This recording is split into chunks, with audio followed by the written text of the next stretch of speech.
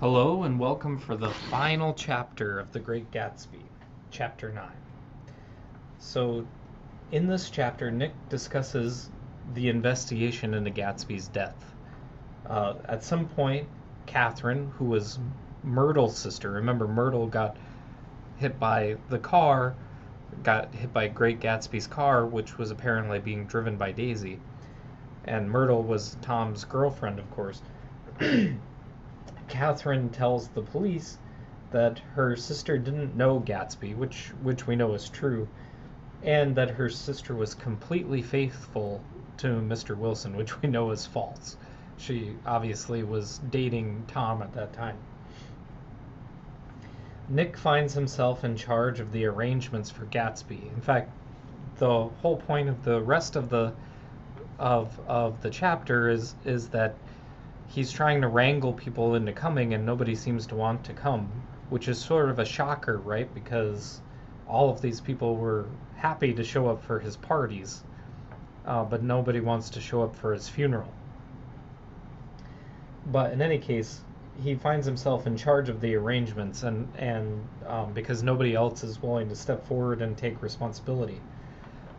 He starts off by trying to call Daisy, but apparently Daisy and Tom have left, so there's no way of getting a hold of them. And then he also tries to get a hold of Wolfsheim, Mr. Wolfsheim, who was obviously Gatsby's business partner. In fact, as we'll find out in a moment, he's the one who got Gatsby into business in the first place. But he's not able to reach Wolfsheim either, and this kind of rather annoys him because he knows Wolfsheim should be available. The next day he actually goes. So this is the day of Gatsby's death when he's trying to arrange things. The next day, he goes. He gets word from Mr. Wolfsheim explaining that he has other business to attend to and whatnot. And this really annoys Nick. Because I think Nick was hoping to kind of pass on the responsibility for Gatsby's arrangements to Mr. Wolfsheim. But there's no chance of that happening. A couple of days after Gatsby's death, Nick actually, as he's getting the funeral arrangements all set up, Gatsby actually receives a telegram from Henry Gatz. Now remember, Jay Gatsby's real name was James Gatz, so Henry is James's father, and the telegram comes from Minnesota, and it asks Nick to wait until he arrives to start the funeral. So he wants to obviously attend the funeral of his son, and he's far off. Now, Nick had no idea about Gatsby's parents. He didn't even know if they were alive, so he wasn't sure about how to contact them, obviously. But somehow, through the papers and whatnot, word had gotten to Mr. Gatz. When Mr. Gatz arrives, he's distraught, as naturally any parent would be.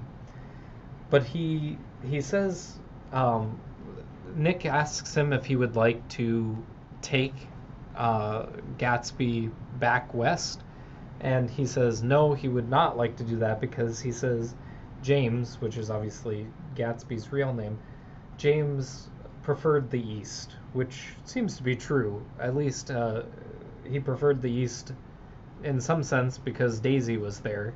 Maybe it's not that he really preferred the East and only because Daisy's there, but in any case, he does seem to have enjoyed his time there. Nick actually spends, after Gatsby's dad arrives, Nick spends some time trying to twist people's arms into coming, people who had attended Gatsby's parties and whatnot. One man actually calls asking to get his tennis shoes or something back, which makes Nick angry, and he hangs up, of course. why won't you attend the funeral, but you want your shoes back? Crazy stuff. Now Nick is really upset with Wolfsheim, so he actually goes in person because he keeps trying to call and whatnot, and he can't get through. So he actually goes in person to see Mr. Wolfsheim, and um, to see if he can get him to at least attend the funeral.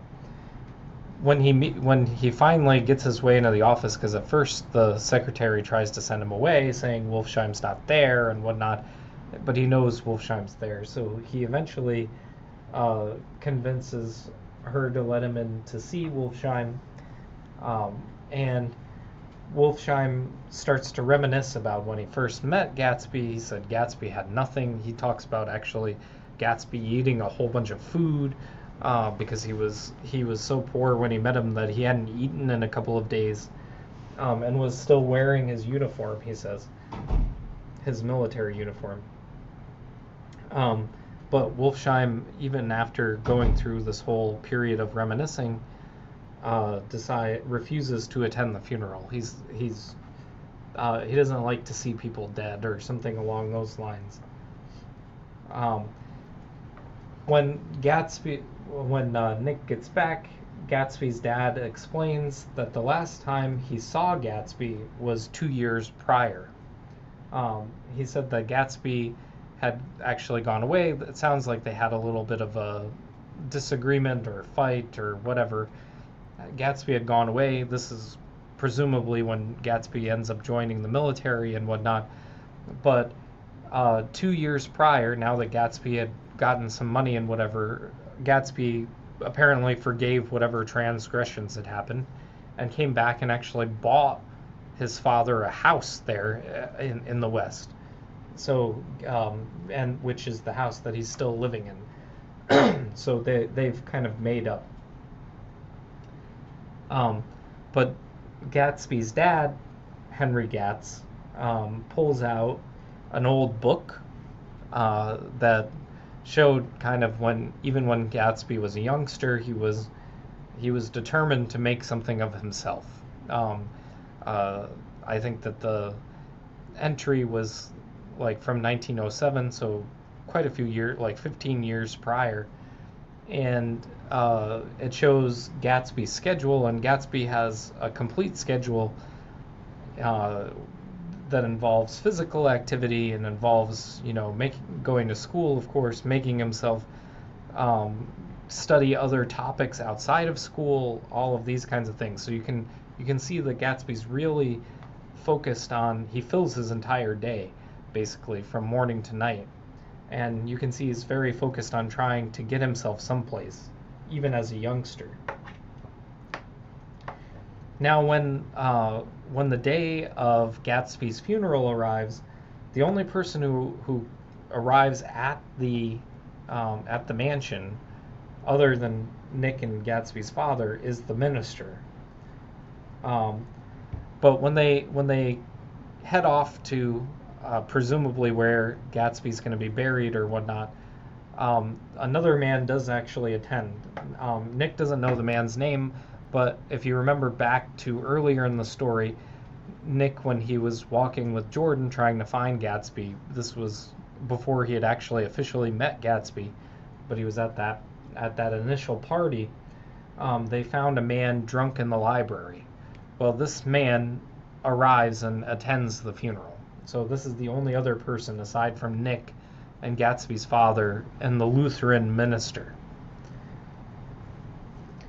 This makes Nick tired of the East. In fact, it seems like Nick really despises the culture of New York. If this is what we can extrapolate from what he's found, he doesn't like the fact that all of these people were happy to come party and whatever, but aren't willing to, first of all, learn anything about the man that they're attending the party of, right? Because he, throughout the story we saw that was the case. A lot of these people just showed up for the parties and didn't even go and visit Gatsby, right, to say hi or whatever. So they're willing to be involved in these parties, but they're not willing to, come attend the funeral of the guy. uh, he finds this kind of crazy. So the culture is something that he's not pleased with, right? It's like this consumer type culture, this extravagance lifestyle and whatnot, but they seem to have no moral grounding. So this makes Nick kind of angry. So he's resolved to himself now after the funeral that he's not going to stay in the East. He's not going to continue selling bonds and whatnot. He's going to head back west because he likes the culture back west better.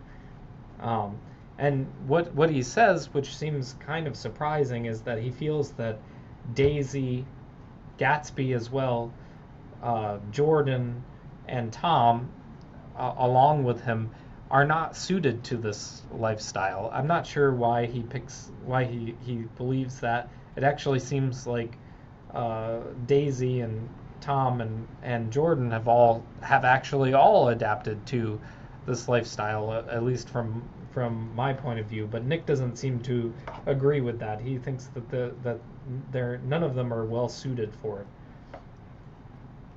it. Nick goes to discuss his decision of moving back west to Jordan, and Jordan kind of just waves him away and says she's engaged to another man. Now, Nick doesn't believe that this is actually true, but he says even though he doesn't believe that it's true, he feigns that he is shocked, right? That he's shocked by this. Now, he knows that in reality, Jordan could find another man quite easily, so that part is not shocking to him, but he doesn't believe that she's currently with another man, and that's sort of what he indicates here. Now, when they leave, they kind of when Nick leaves this exchange with Jordan, they kind of exchange some angry comments to one another. And Nick actually mentions that when he leaves, he still feels, half in love with her. So he has some mixed feelings about this breakup. As time gets closer to time for him to leave, it seems like maybe when he was going to work or leaving work or something like that, going to buy something or whatnot, he ends up running into Tom. Now, Tom extends his hand trying to get Nick to shake his hand, but Nick initially refuses. And Nick then asks Tom, this clearly is something that's been on his mind, what is it that he said to Mr. Wilson that night, the night of Myrtle's death, basically. And Tom says to him that he just told Mr. Wilson the truth. So what we kind of gather from this is that he's the one who told Mr. Wilson that it was Gatsby's car that had struck Myrtle.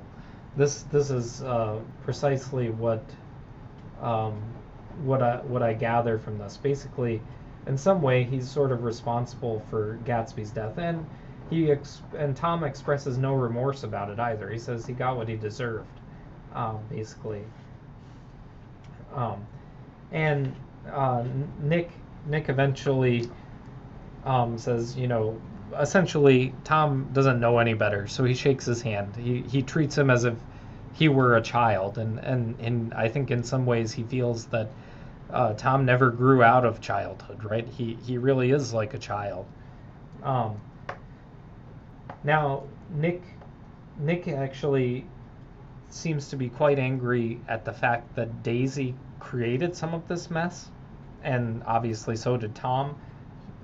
Though in some ways you could go back and say, Tom is in some ways responsible for the whole mess to begin with, right? He created the conditions to make Daisy want to search elsewhere, be open to searching elsewhere, and Daisy, for not letting go of the past, also is responsible in some way. I think this is sort of what Nick is pointing to.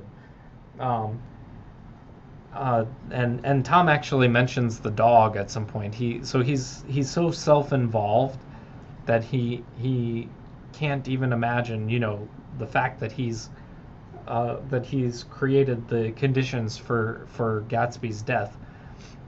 He's just so self-absorbed with Myrtle being dead and the dog that Myrtle liked and all of this stuff.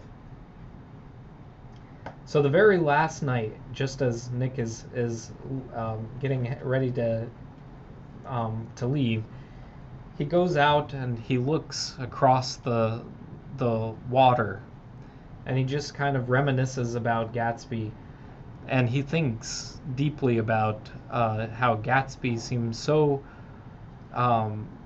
unable to drop the past, right? His past with Daisy and such, and that seems to be his final thoughts before heading out, and that's the end of the novel. That ends the novel for The Great Gatsby. So I hope you enjoyed this discussion, and I hope you join me for future ones.